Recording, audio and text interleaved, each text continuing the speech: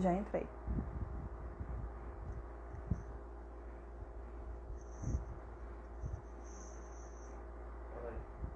Vou convidar a Lília.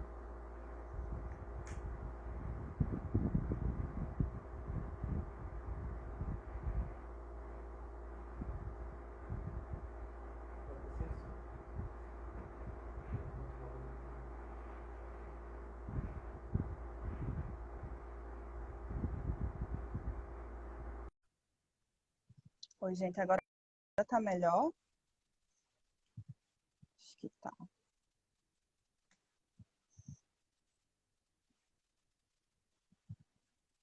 Bom, acho que melhorou, né? Agora tá sem eco.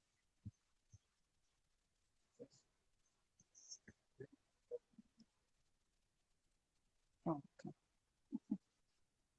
Todo mundo me ouvindo?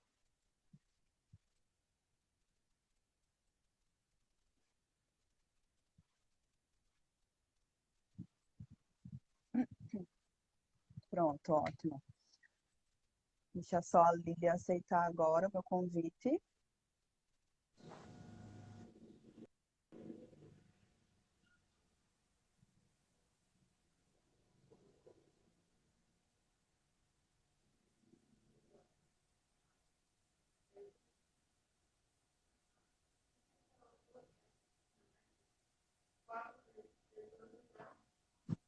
Bom, gente, enquanto ela não aceita, né? Ela já tá aqui online, ela já entrou.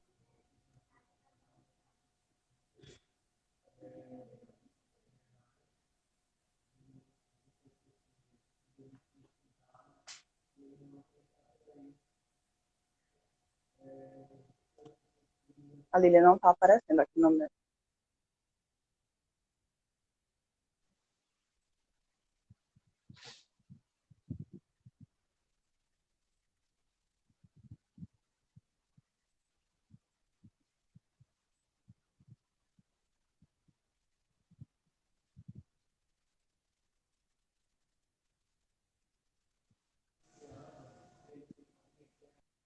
Então, agora apareceu Agora pra mim. apareceu pra mim. Problemas técnicos. Deixa eu ver agora. Deixa eu ver agora.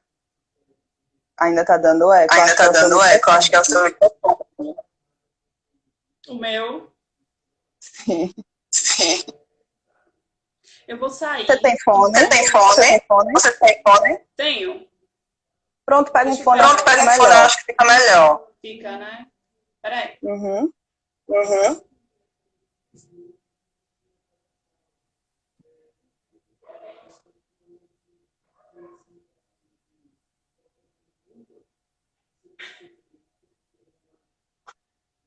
Bom, a Lília foi Bom, pegar a o Lília fone foi dela. pegar o Vamos fone aguardar. dela. Vamos aguardar.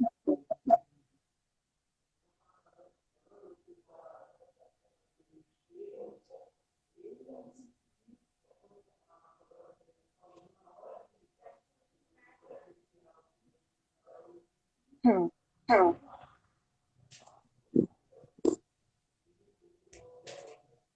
Vamos colocar aqui.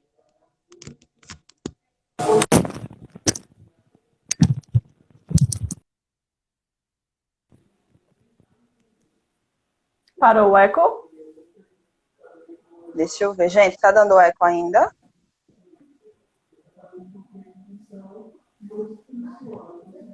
Acho que não tá mais dando eco, acho que resolveu. Que bom, pronto. É realmente, a primeira live vai ficar pra gente não esquecer, né?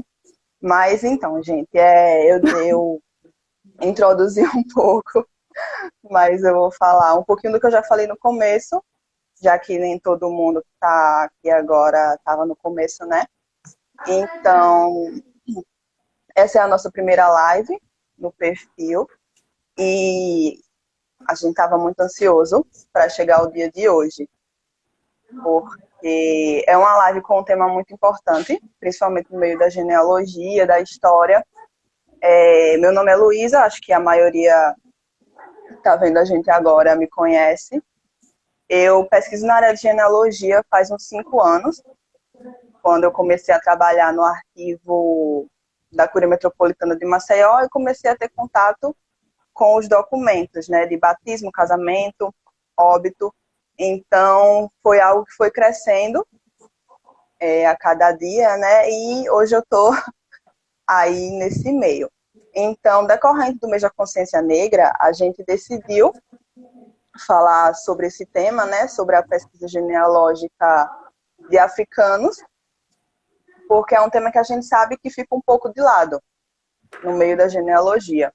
E eu decidi chamar a Lília para falar um pouquinho com a gente. Eu conheci a Lívia no arquivo da Cúria. Ela foi fazer algumas pesquisas dela lá e eu decidi falar com ela e a gente está aqui hoje. Eu vou deixar ela se apresentar um pouquinho para vocês. Pode falar, Lívia. Obrigada. Boa noite a todos e todas. Eu quero agradecer a Luísa pelo convite, aos familiares, por essa iniciativa, por a gente poder estar falando sobre isso. Me chamo Lília, sou graduada em História, licenciatura, e atualmente estou já no finalzinho do curso de mestrado em História pela Universidade Federal Rural de Pernambuco. E também sou membro do LIE, o Laboratório de Estudo das Religiões, Laboratório Interdisciplinar de Estudo das Religiões. E a gente está aí trabalhando, pensando em genealogias. Diferente da Luísa, o meu primeiro contato com genealogia não foi por meio de arquivo. Não foram os arquivos que me deram acesso à genealogia. Foi a memória, a história oral. E diferente, né? As pessoas a gente ouve muito falar da genealogia pela documentação, os documentos de batismo, os nascimentos e até os registros de óbito. A gente faz sempre ouve, fala muito e faz as buscas por meio dessas documentações. E aí um papel muito importante da igreja, dos arquivos eclesiais, na manutenção, em salvaguardar esses registros para a gente poder acessar e pesquisar. Mas o meu contato com a genealogia não é a partir da documentação, é a partir da memória, da oralidade. E acho que hoje eu vou botar um pouco mais esse papel da memória, a importância da oralidade e da história oral para a gente pensar a genealogia. Então, inicialmente é isso. Ótimo. Só para ressaltar também que eu sou membro do LIE, então acho que a gente não chegou a se encontrar nas reuniões do grupo, né? Até porque eu parei depois um pouquinho, a professora Iriné, que está vendo aí, já me deu umas broncas, mas é isso. Assim, devidamente apresentadas, né? Eu vou começar o assunto com uma pergunta para a Lília. E foi uma pergunta que, quando a gente começou a divulgar a live, muita gente fez essa pergunta nos comentários e etc. Que é o que são famílias de santo? Tranquilo. As famílias de santo, a gente popularmente conhece assim, são as comunidades de terreiro. São as famílias de terreiro, que elas podem ser de nação Jeje, nação Nagô, Angola, Queto. São várias nações, várias famílias de origem africana que no processo da diáspora atlântica, no processo de colonização, de escravização e no pós-abolição, essas famílias se organizam, tentando ser bem sintética. Essas comunidades, que a gente chama de comunidades tradicionais de terreiro, elas se organizam e são essas as famílias de santo, composta por pai ou por mãe. Aí tem os filhos de santo, os irmãos de santo, as tias de santo, os avós de santo.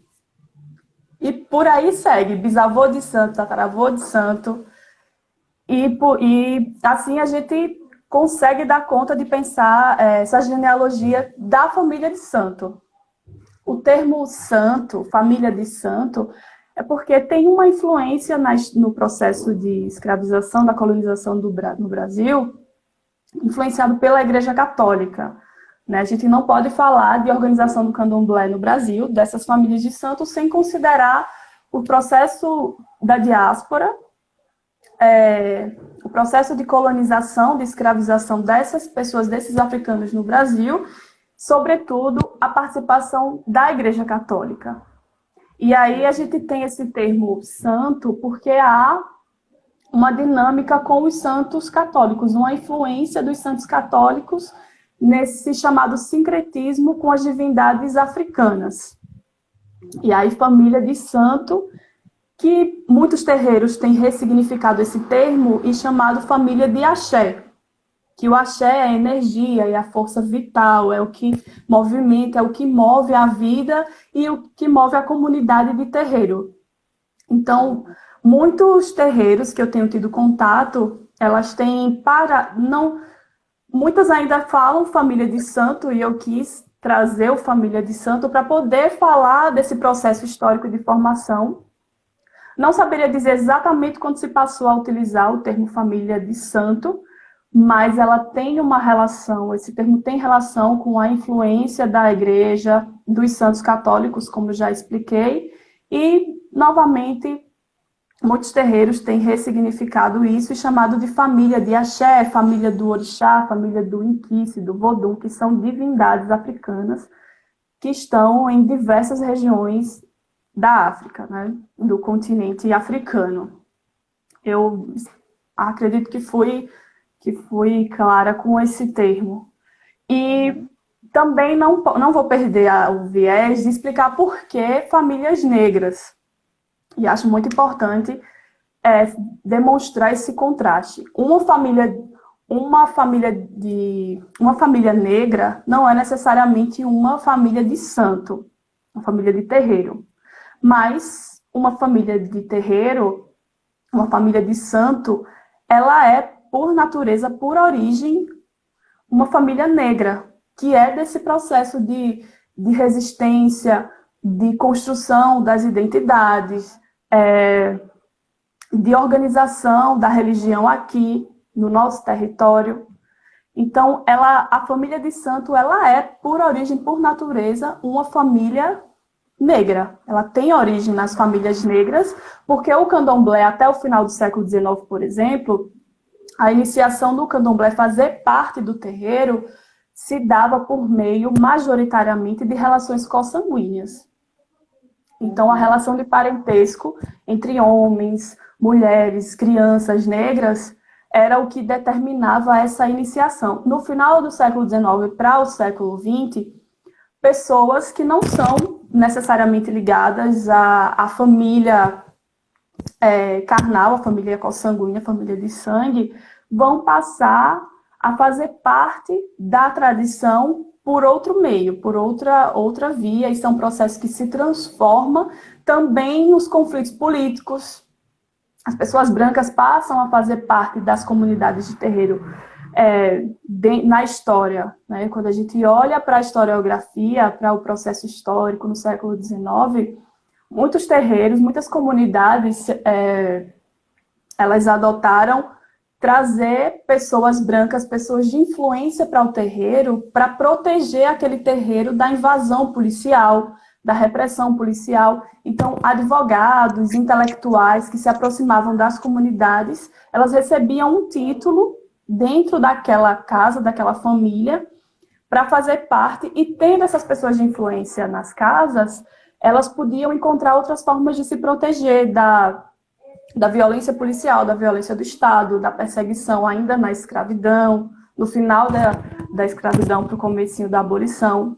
Um livro, para quem quiser ter acesso à historiografia que trata um pouco disso, um livro muito interessante, Negociação e Conflito, do João José Reis, e do outro autor, Eduardo Santos, salvo engano, que ele dá o exemplo do candomblé do Aku e da participação dessas pessoas brancas ali, que passaram a fazer parte, inclusive policiais passaram a fazer parte dos terreiros, e foi uma estratégia das comunidades para resistir, para se proteger. Mas, majoritariamente, a iniciação nessa família, ela se dava por termos consanguíneos. E para a gente conhecer sobre famílias negras, né, e a gente não tem um tempo muito longo de live, então eu vou fazer muitas indicações de livros. A gente tem trabalhos da historiadora da Isabel Reis, que ela fala de família negra no tempo da escravidão. Estou lendo aqui a dissertação dela. Família negra no tempo da escravidão. É um trabalho muito interessante, muito importante da Isabel Reis. A tese de doutorado dela, que também vai tratar sobre histórias de família, histórias de vida familiar e afetiva de escravos na Bahia.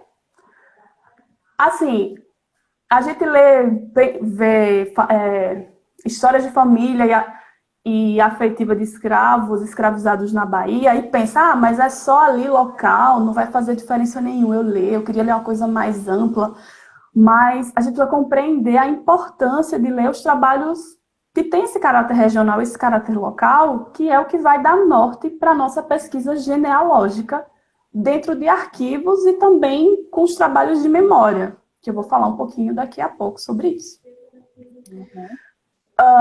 Tem outros textos que eu gosto muito, tenho até um livro aqui, que é esse aqui, Na Senzala, uma Flor, do Robert Lenz, ele vai falar das famílias.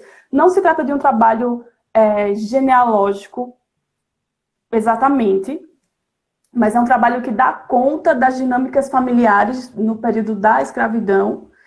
E essas pesquisas, elas são muito importantes para a gente desmistificar um mito que eu percebi que ainda é muito presente entre historiadores novos, tipo, a gente está na graduação e está começando a pesquisar, e até para quem não é pesquisador, mas que tem curiosidade na genealogia dos africanos, dos afrodescendentes no Brasil, e a primeira coisa que se depara mas Rui Barbosa mandou queimar tudo. Né?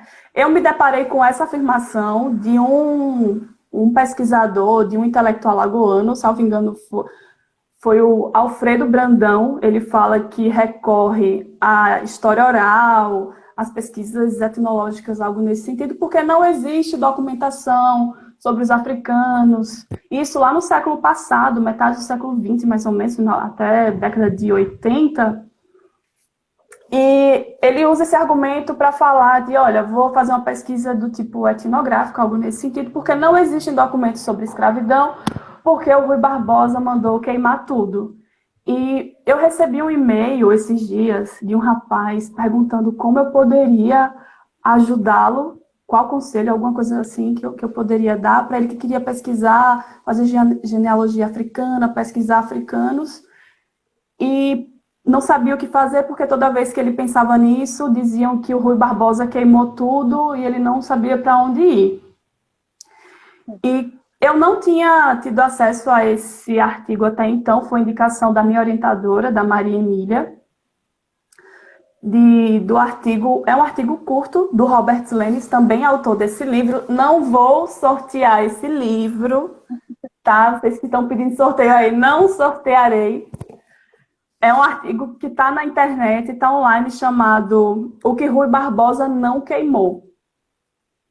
E eu achei esse artigo sensacional. Foi muito importante para eu pensar algumas questões que eu já vinha pensando antes. Quando eu tentei problematizar o Alfredo Brandão, de ele dizer que não existiam documentos da escravidão, documentos para estudar africanos, porque Rui Barbosa queimou tudo, eu não tinha tido acesso a esse artigo ainda, mas eu já tinha pensado, mas como assim? A minha pesquisa está tentando tratar sobre isso, aliás, trata disso. Eu encontrei a presença africana nos jornais, em registros policiais, em vários outros tipos de documentação. Como assim as pessoas ainda dizem que Rui Barbosa queimou tudo? Eu acredito que para aquele período, para aquele autor, fez sentido. Estava ali em meados do século XX, então para ele fez sentido. Mas o que me deixou surpresa foi ter lido algumas pesquisas de 2018 e as pessoas terem usado esse argumento de que não foram a fundo na pesquisa sobre africanos aqui em Alagoas, porque não tinha documento para tratar do assunto. E eu fiquei pensativa sobre isso. Minha gente, realmente as pessoas estão pensando, muita gente ainda está pensando isso, que Rui Barbosa queimou tudo. E quando Maria Emília me orientou com esse artigo, ela disse: Lília, leia esse artigo e fortaleça esse argumento que vale a pena fazer essa problematização dos documentos históricos. E aí Rui Barbosa, o artigo do Robert Lenz está dizendo isso. Rui Barbosa autorizou, mandou queimar tudo, e aí eram registros de matrículas dos escravizados, certidão de compra e venda, esse tipo de documento que ele mandou queimar. Só que uma grande parte dessa documentação ficou salva nos cartórios. E os cartórios não fizeram essa queima de arquivos, né? Então, ele não só mostra como Rui Barbosa mandou queimar e o pedido de Rui Barbosa foi acatado, só que cópias dessa documentação ficaram salvas em outros lugares, né? Não foi só nos registros do Estado, oficiais do Estado, nos arquivos oficiais do Estado, que essa documentação ficou salva, nas repartições do Estado que ficaram salvas, né? Elas ficaram... Isso, o livro de Moacir Santana, que fala da queima em Alagoas também, que a professora Irineia acabou de mencionar.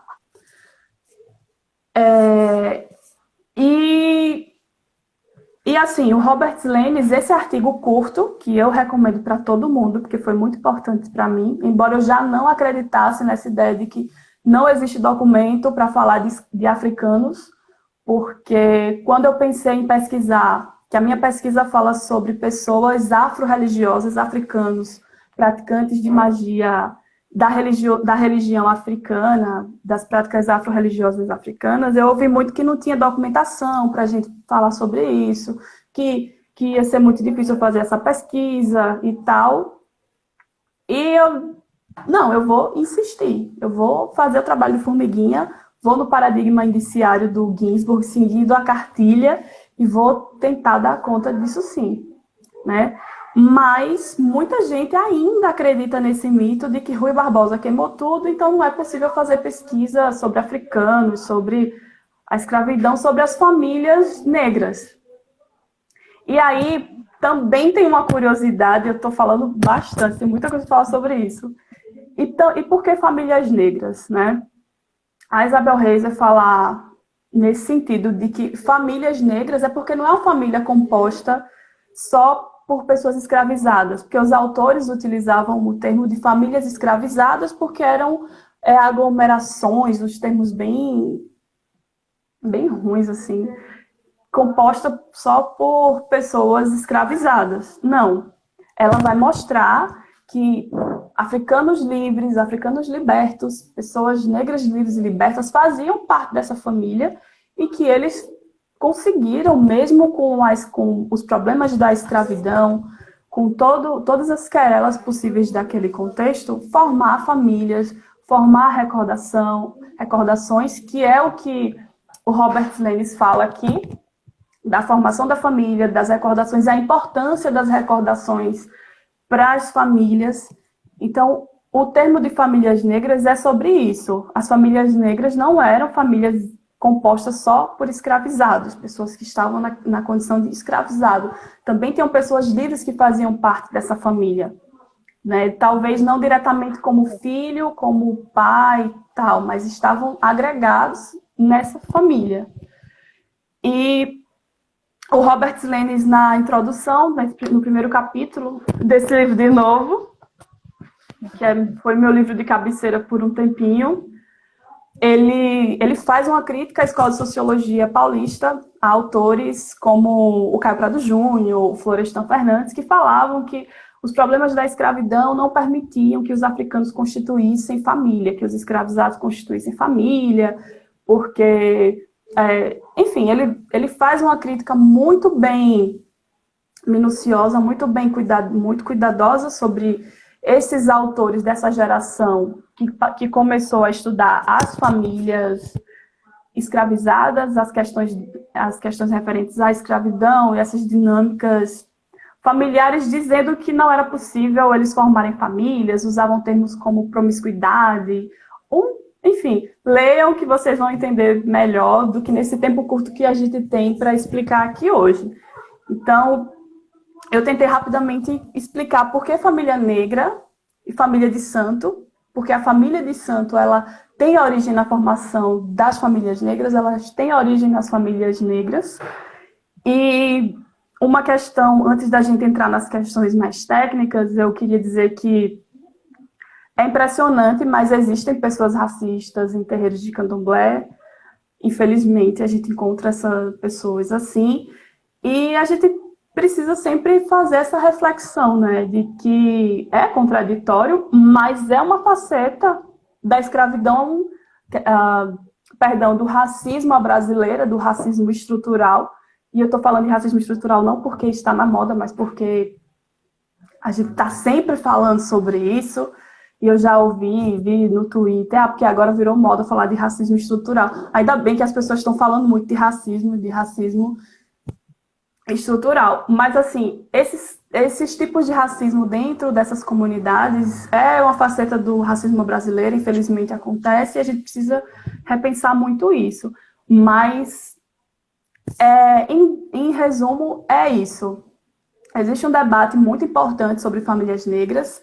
Existe um debate muito importante sobre as famílias de santo que ficou muito no campo da oralidade, da antropologia, que tem um papel fundamental nesse diálogo, mas a historiografia tem buscado trabalhar esses sujeitos, tem buscado falar dessas famílias, dessas comunidades, dessas resistências. Isso que você falou é muito importante, porque eu faço muita pesquisa e muita gente solicita pesquisa para a gente também, só que até agora, nesse tempo todo, nunca chegou assim, nenhum pedido de pesquisa sobre pessoas negras, ou sobre africanos, ou escravizados, nenhum desses, sabe? A maioria, a grande parte é sempre assim, para pesquisar europeus, até porque hoje em dia, né, muita gente está em busca da cidadania europeia. Mas, assim, como eu já comentei com você, né, antes da gente começar a live, o contato que eu tive com pesquisas sobre africanos, assim, é o contato que eu tenho com os livros da Igreja Católica, com os livros de batismo, que eu já encontrei alguns escravizados, alguns porros. Isso eu vou deixar para falar um pouquinho mais para a gente não perder muito tempo. Mas é muito importante isso que você acabou de falar, porque a gente tem que pensar um pouco porque essa dificuldade, entre aspas, para se pesquisar pessoas africanas, pessoas negras. E é muito importante você problematizar isso. Mas, assim, eu vou pedir para você falar um pouquinho agora sobre a sua pesquisa do mestrado. A pesquisa que você foi fazer lá no arquivo, a que você está fazendo atualmente, né? Tranquilo. Eu fui buscar especificamente uma pessoa, mas eu me surpreendi porque eu achei outras personagens, outras pessoas que não estão diretamente relacionadas com a minha preocupação específica da pesquisa. Mas são pessoas que começaram a aparecer na documentação, e eu conversando com uma amiga minha, acadêmica também do mestrado, a Vanessa Elisa, né? E a Vanessa chegou um dia um cheiro para a Vanessa, que ela chegou toda preocupada, comentando de um personagem, uma pessoa que tinha aparecido, e o parente dessa pessoa que ela encontrou no registro histórico foi falar com ela, um senhor e tal, e a gente falou algo no sentido de essas pessoas estarem insistentes para que as suas histórias sejam contadas. Então, como eu sou religiosa, eu sou espiritual, então eu acredito que são as divindades, são os espíritos que querem suas histórias contadas. Os ancestrais, essas pessoas querem que suas histórias sejam contadas. Então, começa a surgir para a gente, e eu fiquei muito, muito feliz de ter encontrado algumas pessoas e africanas, né? E um dos registros diz até de que lugar essa pessoa veio. E eu fiquei muito empolgada em procurar mais, né? Para o mestrado, eu acredito que não dá tempo para fazer essas buscas, até porque o foco da pesquisa do mestrado é sobre pessoas afro-religiosas, são africanos, afrodescendentes que praticavam a religiosidade africana. A professora Irina falou aqui. Sim, professora, estou lembrada, assim, do Chico Foguinho. Estou lembradíssima dele. Já estamos encaminhando aqui o Chico Foguinho. Mas eu confesso que uma figura que me instigou a pesquisar no mestrado é uma figura chamada Manuel Félix da Costa. É um sujeito que aparece muito frequente nos jornais do século XIX, do final do século XIX, e dá a entender que em alguns jornais do século XX, no começo do século XX, aparece, inclusive, um jornal de Penê da Fé Cristã noticiando a morte dele, de um pai de santo muito afamado, um feiticeiro muito afamado. Manuel Félix da Costa faleceu em Maceió. E a partir desse registro, eu tentei encontrar o registro de óbito dele, né? Mas ainda não encontrei. Eu já procurei, eu acho que umas 3 igrejas. Já fui no Arquivo da Cúria, fui para o Arquivo da Cúria, que foi quando eu conheci Luísa. Fui encontrar o Félix e acabei encontrando outras pessoas que eu pretendo trabalhar melhor com elas mais adiante. Se eu conseguir encontrar mais dados sobre essas pessoas, então a gente ainda trabalha com elas nesse contexto aqui, mas senão a gente vai um pouquinho mais para frente. Mas, assim, a minha pesquisa de mestrado é sobre isso, são as experiências negras e afro-religiosas em Maceió, no imediato pós-abolição. É um trabalho que eu venho fazendo com minha orientadora, desenvolvendo também com o professor Iriné, a gente tem conversado muito, porque o Félix eu conheci através dela, e da professora Irineia. De vez em quando a gente conversa e eles falam, o Félix será que é o nosso Félix? Então ele já é um homem aqui, socializado. E a minha ida ao arquivo foi para procurar o Félix. A minha pesquisa do mestrado, ela não tem inicialmente ela não tinha um viés genealógico, e ela não tem ainda esse viés genealógico. Me senti muito frustrada por não ter conseguido encontrar os registros que eu queria. Querida, se eu estiver saindo do tema, tu me fala, viu? Que eu começo a falar um negócio. Fica à vontade. Pronto. E tô de olho aqui no nosso roteiro. E assim, fui para pesquisar, para encontrar essa pessoa no arquivo, encontrei outras pessoas, mas a minha pesquisa é sobre experiências negras e afro-religiosas em Maceió. O Félix é um fio condutor. Ele, através do nome dele, eu comecei a procurar outras pessoas que eu não encontrei muitas filiações, muitas relações. Encontrei as dinâmicas de perseguição, as respostas que essas pessoas davam, que algumas pessoas davam, outras pessoas foram noticiadas nos jornais, mas não tiveram direito de resposta.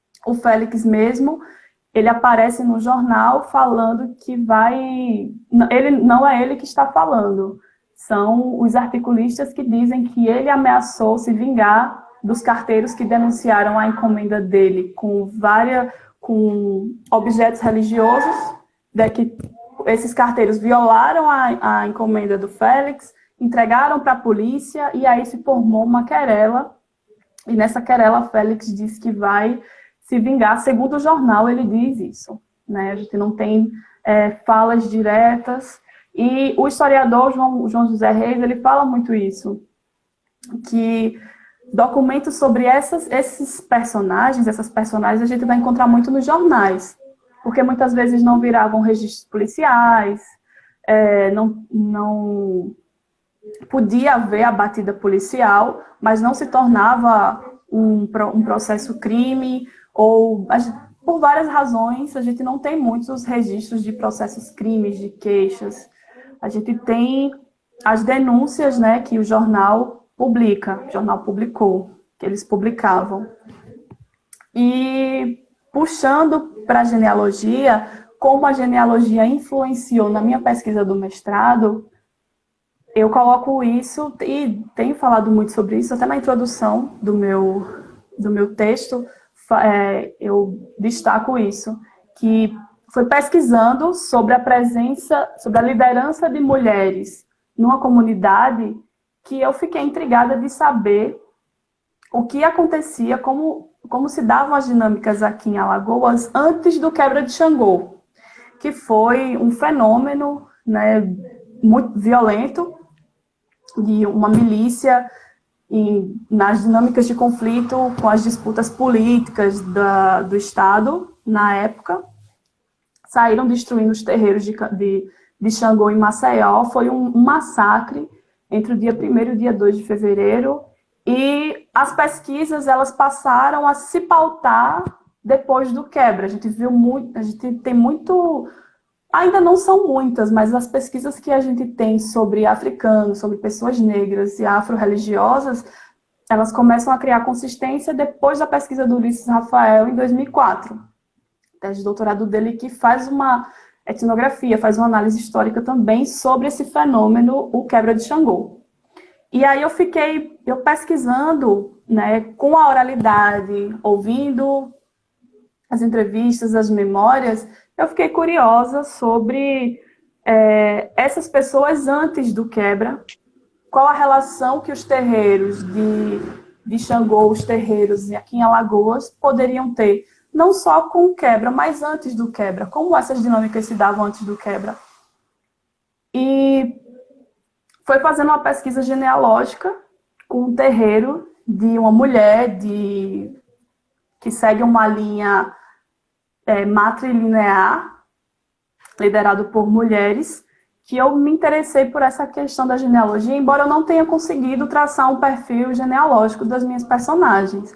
A documentação, ela é dispersa, infelizmente ela é uma documentação dispersa. Fui para o arquivo público, para conseguir organizar, encontrar registros é complicado. O arquivo da Cúria está de parabéns, porque a documentação é organizadíssima. E no jornal, fui para os jornais. Eu tentei ligar para alguns cartórios, né? Liguei para dois cartórios. Eu tive uma frustração. Imagino. E fiquei, não, eu vou ficar aqui pesquisando os conflitos, como eu me propus a fazer, as experiências e tal, e vamos deixar a genealogia para depois. Só que aí eu comecei quando eu encontrei o Félix, mais um documento sobre o Félix, que foi um jornal que a professora Irineia comentou, disse, Lilia, olha um jornal que tem na Fé Cristã, assim, assim, assim, aí eu já tinha visto esse documento, mas eu tinha me passado. Quando eu vi o registro, o jornal noticiando a morte do Félix, aí eu pensei, vou procurar esse homem pela morte. As pessoas procuram pela vida, pelo batismo, pelo nascimento. Eu fiz um caminho reverso, vou para o registro de óbitos, que é como eu tenho uma margem documental sobre ele. E é por aí, o caminho tem sido esse. Se tu deixar, eu vou falar um bocado, vou falar muito. Tá. Então, deixa eu roubar um pouquinho da sua fala agora. Porque, como eu falei, né, um pouquinho antes, a minha experiência, o meu contato, na verdade, com pesquisa de africanos é muito pouco, mas vendo os livros de batismo, eu até coloquei lá nos anexos do inventário dos assentamentos, né, que eu fiz lá do arquivo da Cúria. Vendo, acho que o livro mais antigo da cidade de Marechal Deodoro, eu encontro muito batismo de filhos de escravos. E nesses batismos a gente encontra muitos indícios de como se formavam as famílias ali nas senzalas, né?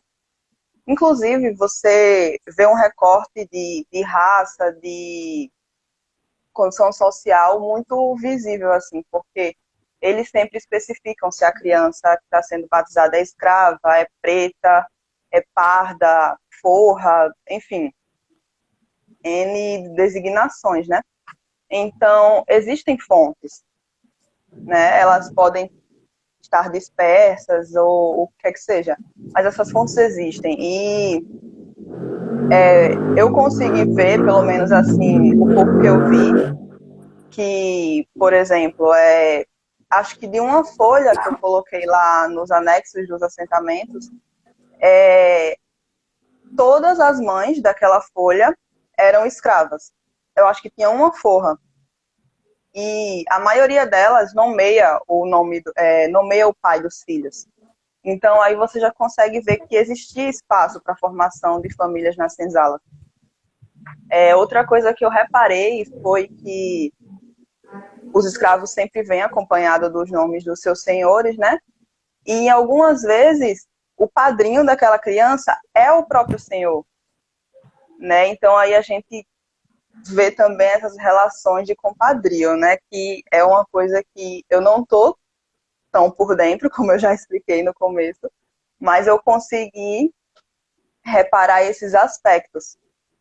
Então, dito isso, sobre esse meu pouco contato, eu queria saber de você como foi que a pesquisa genealógica, se bem que eu acho que você meio que já respondeu, né? Como a pesquisa genealógica ajudou você na sua pesquisa. Porque você me explicou, né, desde o começo, que você não era uma genealogista, claro, e eu entendi isso, mas quando você me procurou, que você falou que estava traçando o perfil, tentando traçar o perfil genealógico do Manuel Félix, então eu quero perguntar para você, como foi que a genealogia já conseguiu ajudar você até hoje na sua pesquisa? E outra coisa que você falou aí, que é muito legal da genealogia, né? Que você começa pesquisando uma pessoa e você encontra outras que não tem nada a ver com essa pessoa que você está pesquisando, mas mesmo assim você fica muito empolgada, né? Como quando eu vi, quando você estava pesquisando lá. Você veio falar comigo, eu achei que você tinha encontrado o Manuel Félix, mas não, eram outras pessoas, e eu fiquei, tá bom. Mas é muito legal isso da genealogia, é como se fosse um emaranhado, e é paciência, é persistência, sabe? Você vai procurando, acha outra pessoa, e depois acha outra pessoa, e aí até você chegar na pessoa que você quer mesmo, né? O contato com os cartórios, como você falou também, é muito difícil, é uma dificuldade muito grande que a gente tem no meio da pesquisa genealógica, tanto com os cartórios quanto com algumas secretarias paroquiais, quando você vai procurar documentos da igreja mesmo, né? Alguns não são tão preparados para lidar com a documentação, outros até, como você já falou para mim, né? Outros até são meio grossos e etc. Então, a pesquisa, quando chega nesse momento de entrar em contato com cartórios, é meio frustrante realmente. Mas, assim, é a minha pergunta, né, para você agora. Como foi que a pesquisa genealógica conseguiu ajudar você na sua pesquisa? Eu meio que comentei isso, mas eu acho importante a gente deixar isso bem traçadinho. Que é, primeiro, que a pesquisa genealógica, ela me conduziu à minha pesquisa hoje. Mesmo que eu não esteja traçando o perfil genealógico, eu até me senti um pouco frustrada porque ainda não consegui encontrar o Félix. Eu abri um registro civil no Family Search, que foi incluso recentemente. Tu até tinha comentado comigo que o Family Search tinha incluído alguns livros, inclusive de lá, da Cúria, né, recentemente. E aí eu fui devorar esse material, acho que eu passava umas manhãs inteiras procurando o Family Search. Eu estou com um registro, um livro de registro civil aberto de Penedo, com 699 páginas, para ver se eu acho esse homem, porque se ele não está em Maceió, então ele vai estar em Penedo. Nesse momento, a minha possibilidade maior é que ele esteja em Penedo, ou em algum cartório que tu me indicou, que eu já liguei para lá, fiz contato, e amanhã vou novamente para ver isso, né? Se aparece alguma coisa. Mas, enfim, voltando para esse aspecto de como a genealogia tem me ajudado, primeiro que ela começa me influenciando a fazer a pesquisa, a elaborar essa pesquisa para um mestrado, né? Que eu fiquei muito curiosa em saber o perfil dos terreiros aqui de Alagoas, das comunidades, das famílias de santo aqui em Alagoas, antes do período do quebra, se tinha essa formação, como essas dinâmicas se davam, né? A partir de uma genealogia que eu comecei a traçar na graduação, como eu te disse, de um terreiro matrilinear, e que hoje é um terreiro, uma comunidade de santo que eu faço parte dela, né? Que eu comecei a traçar um perfil a partir de Mãe Rita Logidã, é uma matriarca de Arapiraca. E quem foi a mãe de Mãe Rita? Aí eu encontrei Mãe Marisete em Sergipe. E Mãe Marisete, em Sergipe, foi filha de Mãe Nanamadeuí, a dona Erundina, que era dona de um terreiro lá em Sergipe, que foi herdado por Royá Matamba, Mãe Marisete, e que ela era uma mulher, ela era militante política pelos direitos dos terreiros, e ela brigava para ter o direito do terreiro dela, de tocar no terreiro dela, e foi alvo de perseguição, isso no começo do século XX, e aí busquei traçar esse perfil genealógico. Pela memória, tem um momento que a memória se perde, é importante dizer isso, e tem um livro muito bom também, esse aqui, Entre a Oralidade e a Escrita, da Lisa Castilho, que ela fala isso, tem um momento que a oralidade se perde e a gente pode encontrar informações sobre essas famílias em documentos, né, em cartórios, enfim, fazendo uma pesquisa, a gente pode encontrar mais registros ou algum parente no meio dessa genealogia que a memória não contou. A gente pode encontrar, né, esse livro, para quem está querendo pesquisar, pensar também entre a oralidade e a escrita, porque eu acredito que para a gente pesquisar não só terreiros, mas também pessoas, os africanos, os seus descendentes. Se a gente quer começar uma pesquisa, essa é uma dica que eu já antecipo, é bom a gente começar pela memória. Sente com seu avô, com a sua avó, e começa a perguntar. Eu quero saber da minha família, né? Eu tenho um irmão que eu falo por mim, que sou mulher de pele branca, mas o meu irmão é negro, a minha mãe é uma mulher negra, e eu quero saber quais são os meus parentes negros da minha família, de onde é que esse povo vem, para a gente ser tão vira-latinha caramelo, então todo mundo misturado, um sai branco, um sai mais escuro, um sai mais pintado, e eu faço essa piada comigo mesmo, eu sou uma vira-latinha caramelo, porque sai mistura de todo mundo e eu saio mais caramelizada, assim, mais branca. Mas saindo das brincadeiras à parte, se você quer começar a conhecer a genealogia da sua família, não parta do pressuposto de que Rui Barbosa queimou tudo, e também não fique dependendo só dos registros e nem só da memória, mas comece perguntando para o seu pai, para sua mãe, e sente com a sua avó, com o seu avô, e vá perguntando, porque a memória deles vai dar em algum lugar, e onde a memória deles parar, você já tem de onde continuar. E aí você pode procurar documentação. É um ponto de partida que eu acho muito valioso, e foi isso que eu comecei a fazer com a minha pesquisa na graduação. Eu comecei assim, perguntando e escutando a memória. Então, a genealogia, ela já começa a me ajudar na organização, a pensar no meu projeto para o mestrado. Eu tiro daí. Como que ela tem me auxiliado hoje? Eu confesso que eu tenho muita frustração, né? Mas isso são problemas de pesquisa. Eu acredito que todo mundo que está desenvolvendo uma pesquisa no mestrado, no doutorado ou independente vai se deparar com alguns problemas. E como a minha pesquisa, ela tenta encontrar pessoas que eram ligadas aos cultos afro-religiosos, aos cultos, às divindades africanas, à magia africana, então eu tento procurar uma documentação mas não necessariamente precisa, porque como eu já te disse, e tu também falou, a gente começa procurando uma coisa e encontra outra coisa que acaba sendo tão importante quanto. Mas eu tenho buscado traçar esse perfil dessas pessoas a partir dessa experiência afro-religiosa. E aí o Félix, que é o fio condutor importante, e eu já tinha desistido, e eu confesso que eu lembro que em uma das reuniões que eu tive com a minha orientadora, eu tinha pensado nisso, mas eu tinha desistido, porque eu não ia encontrar esse povo, não ia conseguir, e porque já tinha olhado no Family Search, eu não achei no Family Search, e eu comecei a pesquisar no Family Search. Não sabia como era que eu ia pesquisar no Family Search, eu me perdia toda no começo.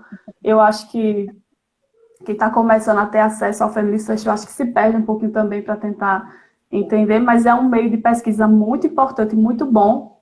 Vão para o Family Search. E foi uma insistência da minha orientadora, de dizer isso no início, de insistir. E eu me desanimei quando eu tentei conversar com algumas pessoas, quando eu tentei cartório, isso no final do ano passado, e o começo desse ano, tentei, não consegui, guardei a frustração para mim, mas aí encontrei esse registro do Félix, né, sempre o Félix, e pensei, não, vou procurá-lo a partir do registro de óbito e vou fazer um caminho contrário, né, vou da morte, vou para a vida, ver o que é que eu acho dele. E aí tem outras personagens que aparecem para a gente dar esse caldo com a genealogia, como a professora Irineia falou, do Chico Foguinho. Mas a minha pesquisa ela não tomou o caráter genealógico propriamente dito. Eu tentei encontrar mais registros sobre o Félix, sobre uma mulher que aparece na minha documentação, a Joana da Conceição. Também tentei procurar documentação sobre ela, mas a gente nem sempre encontra o que a gente quer e talvez não no tempo que a gente quer. Por isso que eu digo, quem está querendo fazer pesquisa, não só a pesquisa genealógica, mas quem está querendo fazer pesquisa precisa aprender a ter paciência e persistir. Não é papo de coach, não, sabe, minha gente? É coisa de quem tá no campo. E foi uma insistência a tentar não conseguir, mesmo que não conseguindo traçar o perfil genealógico dele, mas encontrar pessoas ligadas a ele. E a genealogia permite isso. Você não vai encontrar exatamente a esposa, o filho, a filha, mas você pode encontrar alguém que esteja ligado a ele. Por exemplo, tem um testamento que foi a professora Irineia que me falou desse testamento de uma africana chamada Romana. E muito grata à professora Irineia por isso também, né?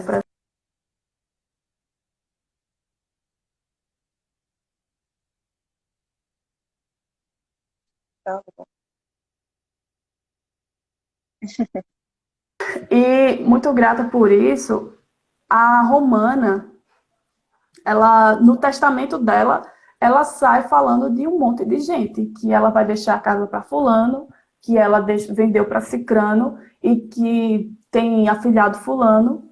Então, a gente consegue, a partir dessa visão, dessa perspectiva, encontrar outras pessoas que talvez não sejam famílias consanguíneas, mas que estão ligadas àquela pessoa de alguma forma. E isso é muito importante.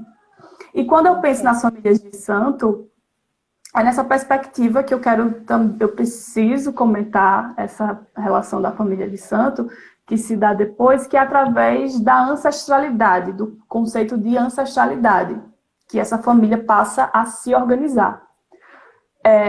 A divindade de uma pessoa que rege a cabeça de uma pessoa, a vida de uma pessoa, pertence a uma comunidade Jeje, por exemplo, a uma comunidade Jeje.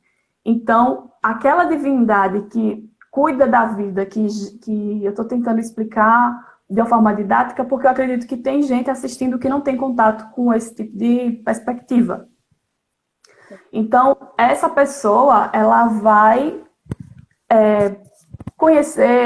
pode conhecer várias casas de várias nações, mas se a divindade dela pertence a uma família ancestral Jeje, de uma determinada comunidade, de uma determinada região da África, que está ligada a algum terreiro, alguma comunidade que seja dessa matriz, dessa origem, ela vai chegar até essa casa, até essa comunidade Jeje, porque é uma divindade Jeje, é uma divindade Jeje, um vodum de nação Jeje. Divindade eu falo no sentido do divino mesmo. E ela vai até encontrar a família ancestral dela. Então, o que arregimenta os laços familiares no candomblé na contemporaneidade são as relações da ancestralidade a partir da iniciação, né? Eu achei importante fazer esse comentário porque é o que difere das famílias consanguíneas e dessas famílias que se pautam na ancestralidade, que é a família de santo, que tem uma relação consanguínea, mas tem uma relação que é ancestral. Então, você vai ter uma pessoa branca sendo iniciada num terreiro, porque a divindade que rege essa pessoa branca, que provavelmente ela pode ter algum ancestral africano, algum ancestral negro na família dela, vai conduzi-la até esse caminho, até chegar na comunidade, na família que ela tem que estar. E aí eu dou um exemplo de uma conversa que eu estava tendo com os amigos no terreiro da Jurema. Eu acredito que a Jurema Sagrada, que também é uma religião afro-ameríndia, também tem adotado esse sistema de famílias, também adotou esse sistema de família. Não sou uma pesquisadora da Jurema Sagrada, não saberia comentar muito sobre isso, mas ela também tem adotado esse sistema de família, irmão, pai, etc. E numa dessas conversas eu tendo com pessoas da Jurema, saiu um comentário tipo, fulana tá se cuidando no Jeje, mas ela é do Nagô. O que isso quer dizer? Que ela tá numa família Jeje que tá cuidando dela, mas a divindade dela, o ancestral dela, é Nagô. É de uma outra etnia. Então, ela está sendo cuidada por uma família Jeje, mas o ancestral dela, em algum momento, vai levá-la para a casa ancestral dela, para a família dela. É a mesma coisa, um exemplo assim, de dizer que hoje eu estou na casa de uma amiga, na casa de um amigo, em uma família que não é minha família consanguínea, digamos assim. Mas, em algum momento, eu saio desse lugar, dessa casa, desse acolhimento, dessas pessoas que estão me acolhendo e cuidando de mim, e passo a estar em comunhão com a minha família consanguínea, com a minha família, com a minha comunidade de origem. Então, o sentido é um pouco, fazendo um paralelo, tem um pouco a ver com isso. Então, eu achei importante trazer esse adendo para a gente comentar sobre essa perspectiva, né, da família de santo. E, retomando como a genealogia me ajudou, eu acho que eu expliquei como ela tem me conduzido, embora eu não tenha conseguido traçar grandes perfis genealógicos, e demanda trabalho. Devo dizer que demanda trabalho, sim, fazer uma pesquisa genealógica documental e principalmente com um perfil específico, que é o perfil que eu tenho buscado trabalhar, que são pessoas ligadas aos cultos afro-religiosos, aos cultos às divindades africanas. Então, tem me auxiliado nesse sentido de procurar relações, né, de procurar relações dessas pessoas. mas não quer dizer que eu tenha conseguido ainda montar um perfil. Tipo, o Félix foi casado com fulana, que teve filho fulano, teve filho fulano. Isso demanda um trabalho mais longo, uma busca na documentação mais cuidadosa e serial também, né? Levar muitos nãos de cartório, levar muitos carão, muito carão de cartório, porque as pessoas ainda acham que são donas dos arquivos, que elas que guardam os arquivos, o arquivo é dela e ela vai dar para quem ela quiser pesquisar.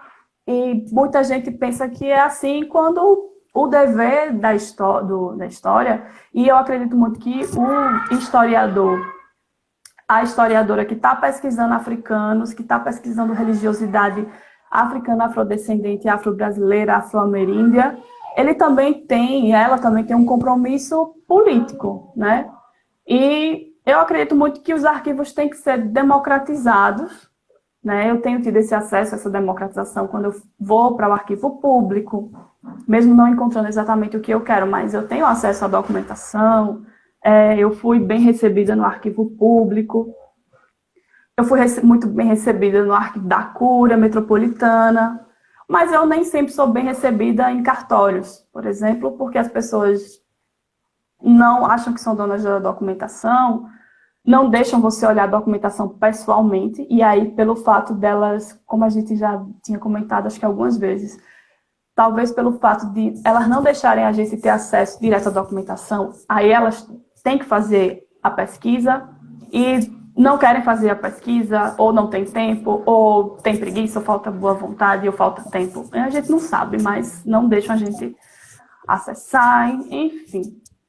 E é mais ou menos por esse caminho, né? Eu não consigo só me deter a uma coisa muito específica, porque existe uma teia... Oi? Não, eu disse que tem problema, pode falar. Porque existe uma teia de relações, né, nessas pesquisas. E para mim foi um desafio ir para a genealogia e pensar a documentação, porque eu venho a minha pesquisa, como eu te disse antes, ela se pauta na oralidade, se pautava na oralidade. E aí eu fui para o universo dos arquivos. Tenho tido muita raiva, tenho gostado muito, tenho me encantado, eu acho que tenho gostado muito mais, inclusive. Mas também acho que, pensando nisso, entre a história e a oralidade e a escrita, para a gente pesquisar os africanos, os afrodescendentes, precisa pensar as duas coisas juntas, que é o que eu tenho feito na minha pesquisa, que foi em alguns momentos eu trabalho com a memória também, não tanto quanto o documento, mas eu também trabalho um pouquinho com a memória na pesquisa do mestrado. E eu acho que é basicamente isso, assim. Certo. Eu me perdi um pouquinho no tempo, eu não sei quanto tempo faz que a gente tá de live, mas eu acho que quando chega uma hora, ela encerra. Eu não sei se já fez uma hora, mas... Então... Eu assisti... Quer falar alguma coisa? Não, eu só ia dizer que eu estava assistindo a live do professor Giancarlo e passou de uma hora e não encerrou. Então eu acho que o Instagram mudou isso. Né? Mas aí a gente tenta sintetizar também para não demandar muito de quem está assistindo da gente, não ficar... Sim. Eu só vou comentar, né, um pouquinho do que você falou sobre a parte oral, né, das pesquisas. Eu costumo dizer sempre, eu bato muito nesse ponto, que a sua pesquisa ela vai começar de onde você está, né, a partir do momento atual. Conversar com familiares, conversar com os seus avós, e é assim que começa, mas você tem que utilizar isso como dicas, não como a verdade. Você vai utilizar dessas fontes orais para problematizar elas. A partir das fontes orais, você vai para a parte documental, para tentar comprovar isso que foi dito oralmente. É até uma das dicas que eu ia falar aqui no começo. E a gente fez um roteirinho, né? E a gente ficou de, no final, dar algumas dicas para quem está pensando em começar nesse meio da pesquisa genealógica. Então, a primeira dica que eu sempre dou é essa.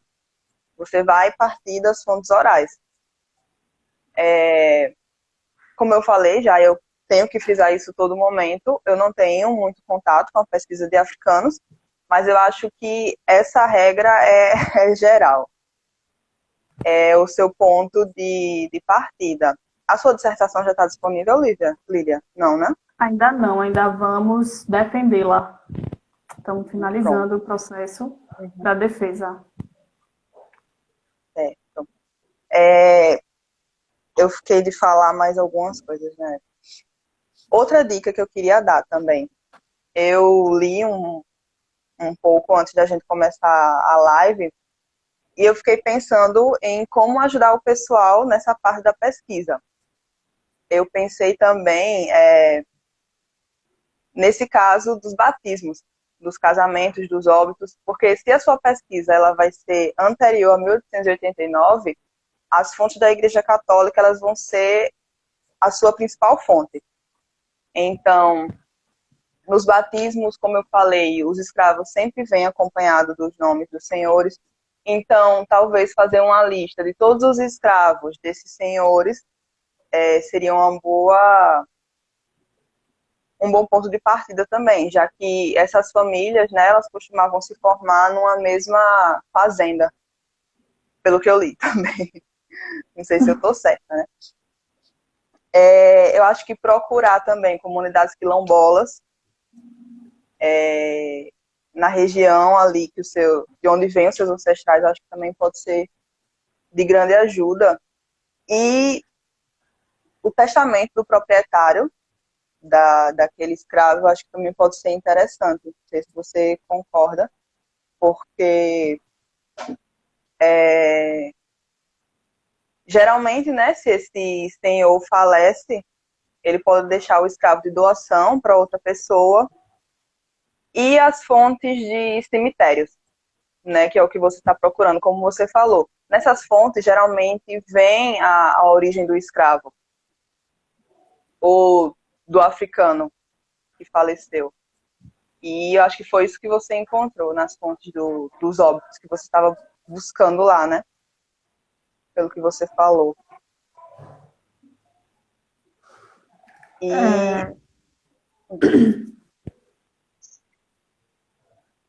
Você quer falar mais alguma coisa?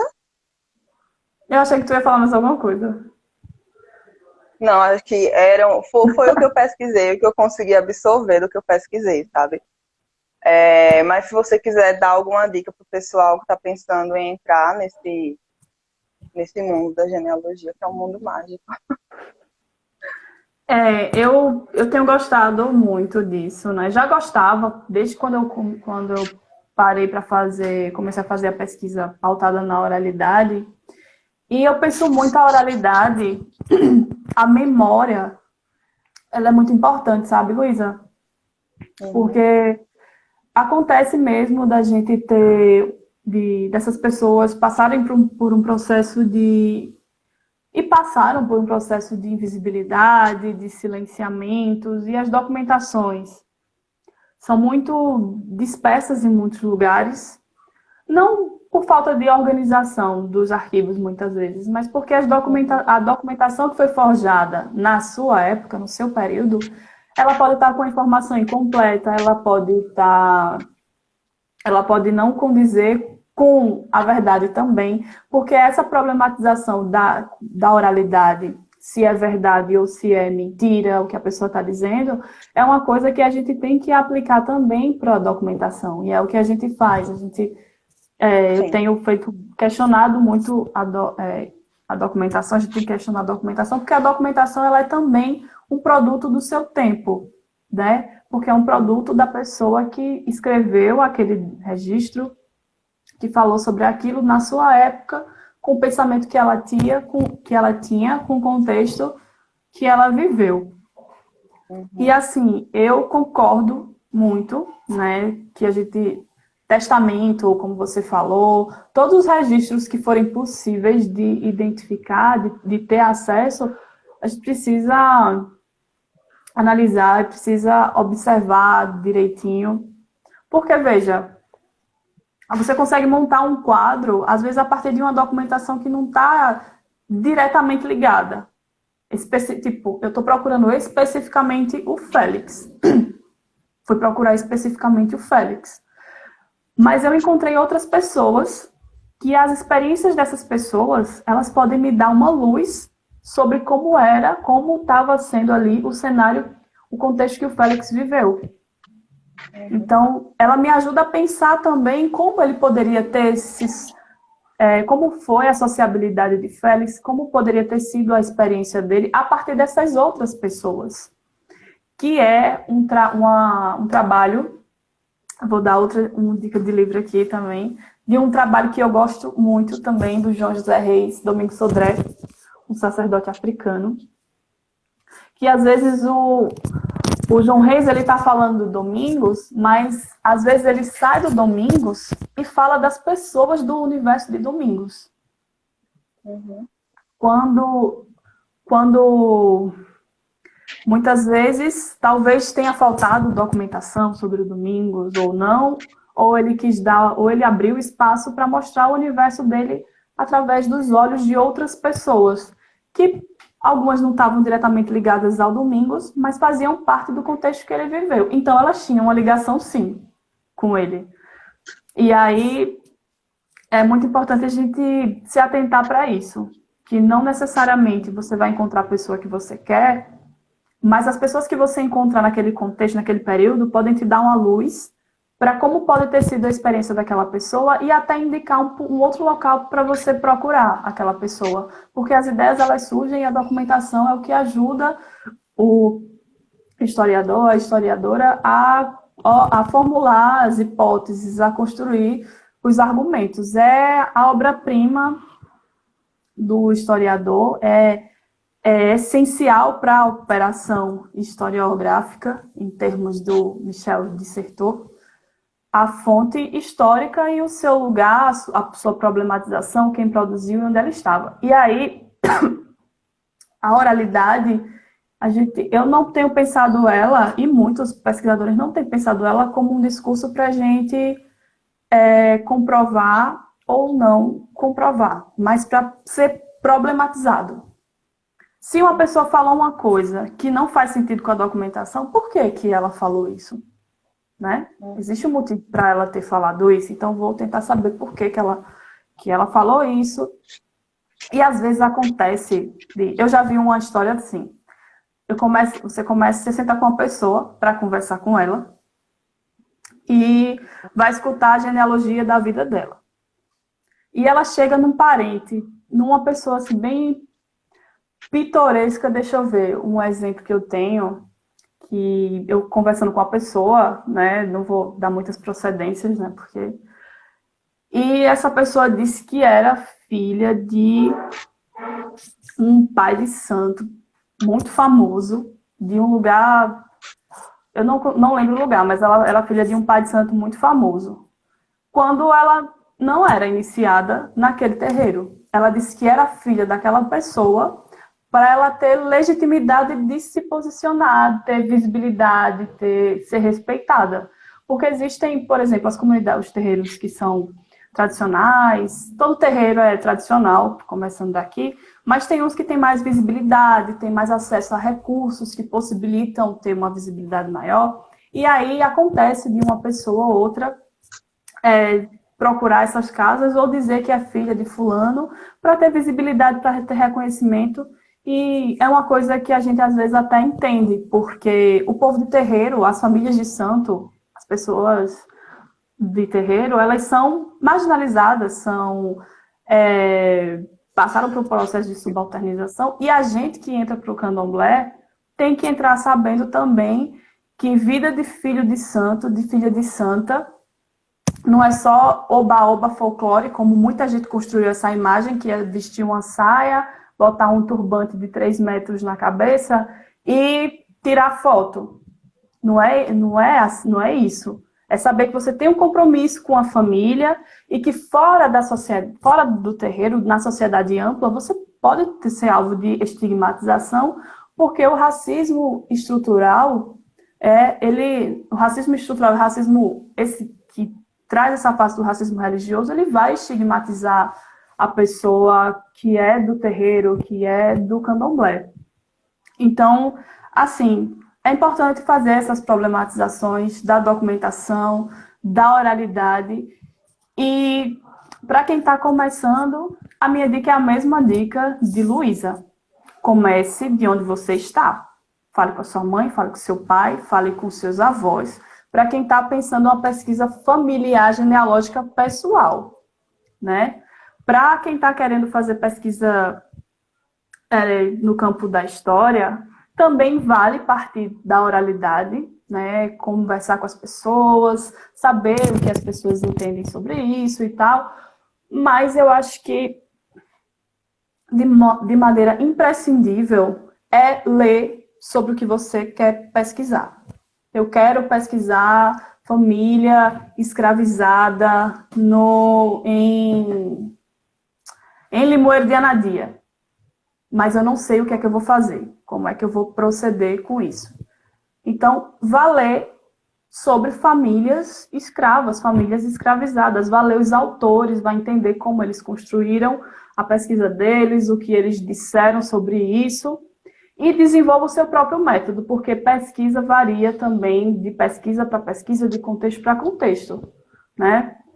Para minha pesquisa, eu li vários autores, várias autoras, para me inspirar, para me ajudar, inclusive, na metodologia, mas o meu tema difere de muita gente. Eu trabalho muito com Carlo Ginzburg, que pesquisou registros, ocorrências de feitiçaria na Idade Média, e eu estou pesquisando experiências afro-religiosas no final do século XIX, então aparentemente não tem uma relação. A pessoa já pensa assim, oxe, mas o que tem a ver?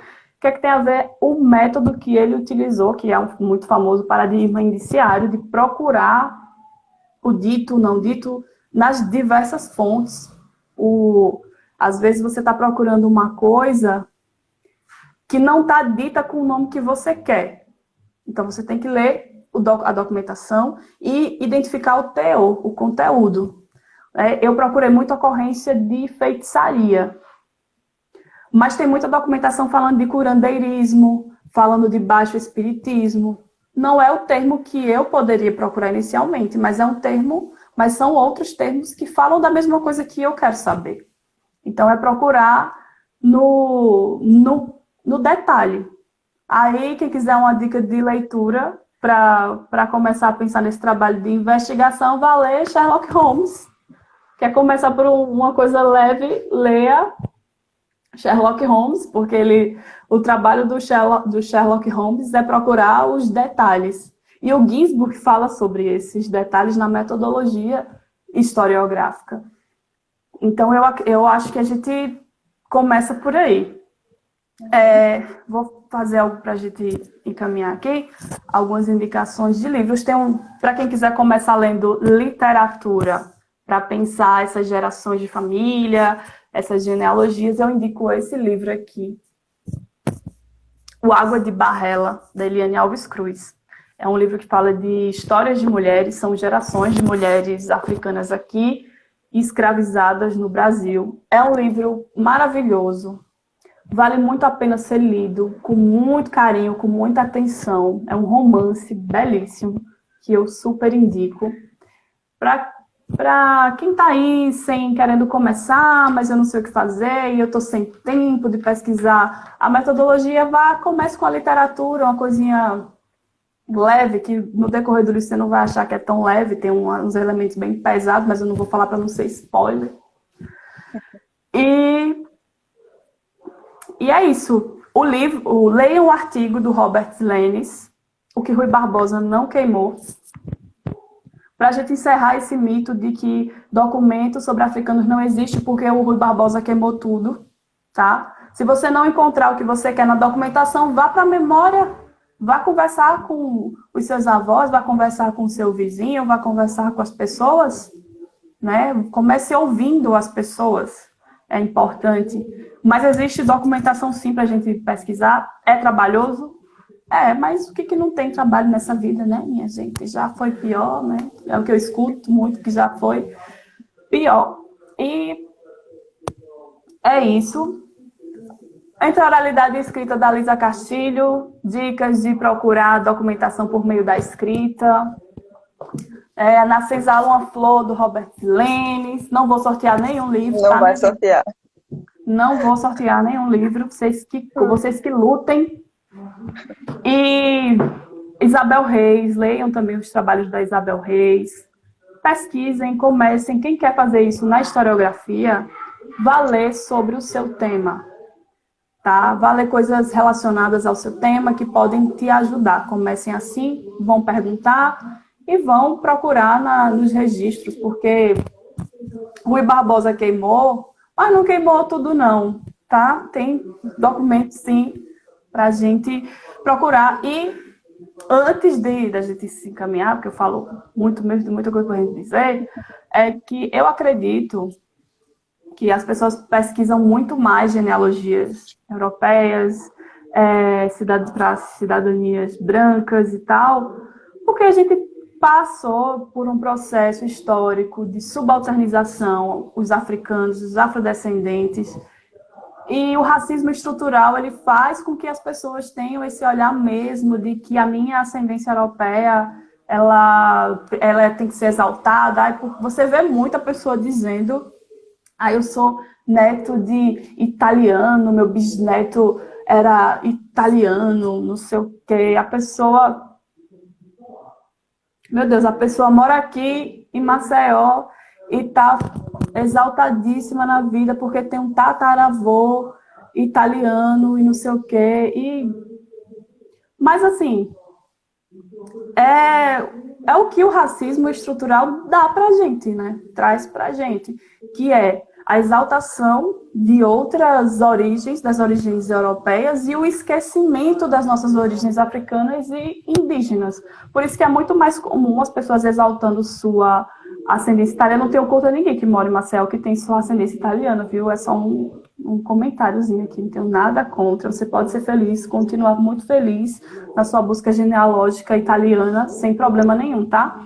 Mas você já se questionou se tem gente negra, gente preta na sua família? E já se questionou por que você se preocupa mais com a sua ascendência italiana e não com a sua ascendência negra? Porque é mais interessante você dizer que tem ascendência italiana e não se preocupar com a sua ascendência negra, os seus ancestrais negros? Porque se a gente está exaltando tanto essa miscigenação com 1 milhão de aspas, por que eu só estou exaltando a minha ancestralidade branca e desconsidero, ou nem me passa pela cabeça, saber sobre os meus ancestrais indígenas e negros? Eu acho que essa é uma pergunta que eu deixo aqui, que eu me fiz muitas vezes, para compreender o que eu estava pesquisando, para compreender a minha própria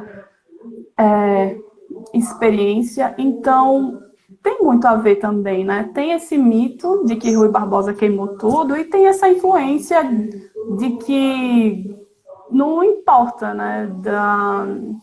Essa influência do racismo que se construiu, de que tem uma ancestralidade negra, ou não é interessante ser exaltado, ou a pessoa nem passou pela cabeça dela em fazer essa pesquisa, e se preocupar em saber.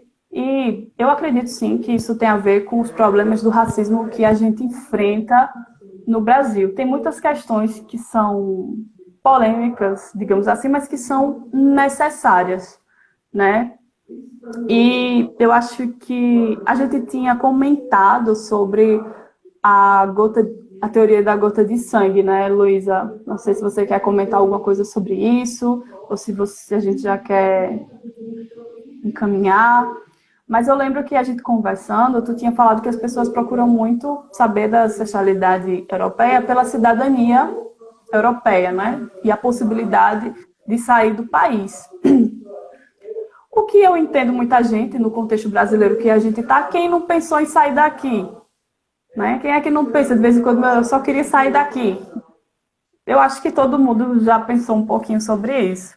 Mas será que é só por isso mesmo? Né? Será que o racismo, a construção histórica da memória, do imaginário, das condutas individuais e coletivas, não tem influenciado para as pessoas pesquisarem só genealogias europeias e não considerarem suas genealogias, suas ascendências negras e indígenas? Né? Será que se a África conferisse essa mesma cidadania para os brasileiros que se comprovam como negros? Porque, para mim, é uma coisa muito evidente que quase todo brasileiro, quase toda a população brasileira tem um parente negro ou indígena. Será que se a África conferisse essa cidadania, as pessoas iam querer procurar suas comprovações de ascendência, de ancestralidade negra para ir para a África? Como eu tinha te dito numa conversa informal, existe um estereótipo formado sobre a África que é só pobreza e savana. E muita gente não não procura pesquisar além disso, além do que a televisão informa, que é pobreza e savana, né? E aí a gente tinha comentado algumas coisas sobre a teoria da gota de sangue, movimentos negros, pessoas brancas no movimento negro, etc., ou buscando se engajar no movimento negro. E essa questão da teoria da gota de sangue, ela é bem polêmica, né, de lá nos Estados Unidos, que a pessoa que tem comprovação de que ela tem um parente negro na família, se ela cometeu algum crime ou está sendo acusada de alguma coisa, o julgamento dela passava a ser pautado pela ancestralidade dela.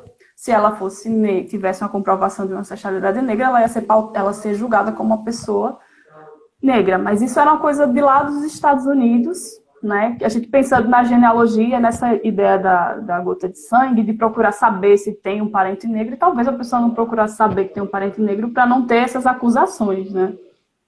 São hipóteses, são possibilidades. Mas, assim, no geral, essa ideia da gota de sangue, para o caso brasileiro, por exemplo, eu estou comentando isso porque eu já vi intelectuais brancos, né, pessoas brancas querendo se engajando no movimento negro e usando a teoria da gota de sangue para dizer, eu também sou uma pessoa negra, mas esse movimento negro não me aceita porque eu tenho a pele clara, mas a minha avó, minha tataravó é negra. Isso é uma autocrítica que eu estou fazendo aqui para a gente, branco, vamos pensar os nossos lugares como pesquisadores, pesquisadoras, pessoas que estão querendo contribuir com as pesquisas africanas, com os movimentos negros, com as lutas por igualdade, por respeito. A gente está falando de consciência negra, a nossa live está nesse contexto, então eu acho importante falar disso e fazer essa autocrítica, né? Não usem essas teorias para dizer que são negras. Comprove, faça sua genealogia, mostre que você tem parentes negros, que a sua família é negra, que a sua família é indígena, que você tem essa ancestralidade. Mas não use isso para dizer que você também é negro e que você sofre racismo como uma pessoa negra sofre, porque isso não é verdade, isso não vai acontecer. Nem aqui e nem nos Estados Unidos. Você vai para os Estados Unidos, você sendo uma pessoa branca, não vai ser espancado pela polícia, não vai ser preso, porque você é branco e tem um parente negro na família. Isso não vai acontecer, tá? Você está tratado como um branco qualquer ou como um latino, porque é assim que muitos países veem a gente, né? Como os latinos do terceiro mundo. Então, é uma crítica que a gente precisa fazer, repensar o nosso lugar, problematizar os nossos lugares e as nossas pesquisas, tá? Então, eu acho que dei as minhas dicas, fiz a minha crítica, minha autocrítica sobre isso, do nosso papel, porque Michel dissertou, fala sobre o lugar do pesquisador na pesquisa, na produção do conhecimento. Então, a gente precisa pensar os nossos lugares. E para quem quer pesquisar genealogia, quer buscar sua genealogia africana, sua genealogia indígena, não acredite no mito do Rui Barbosa, tá? Vão pesquisar, vão perguntar, vão para os registros, vão para o arquivo da Curia Metropolitana. A Luísa vai estar lá para falar com você. Tá? E chega junto, vamos conversar, vamos desenvolver trabalho, que tem muita coisa para ser escrita sobre Alagoas, fora de Alagoas, sobre genealogia africana, genealogia indígena. Eu não conheço muito sobre genealogia indígena, mas sei que eles trabalham muito com memória. a memória ela é muito importante para as comunidades tradicionais, né? Então, vão pesquisar, não tenha medo não. Não sabe para onde ir, procure um artigo, um livro sobre o que você quer fazer, comece lendo e vá perguntar. Procure os familiares, muito bem. E segue, não desanima não. É isso. Acho que a live foi muito produtiva. A gente ficou muito empolgado, eu acho. Passou muito do tempo. Mas, assim, eu vi que tiveram algumas pessoas que fizeram perguntas, mas depois a gente pode responder nos stories, tá? Eu vi todas aqui, vou guardar e depois a gente dá um jeito de responder todo mundo. Eu acho que é isso. A Lília deu uma travada, não sei se ela saiu, mas eu queria agradecer todo mundo que compareceu. Ah, voltou. Muito obrigada. Trola, sempre fim de live. Ai, obrigada, viu, Lília, por ter participado. Eu adorei, foi muito legal. E é isso. Pois muito que bem. Nas próximas estamos aí, já estou me socializando com o Instagram. Uhum. E vamos nessa. Vamos pesquisar genealogia, vamos fazer pesquisas que o mundo está aí para nós. Tudo para nós. Tudo certo. Tchau, gente. Obrigada. É isso.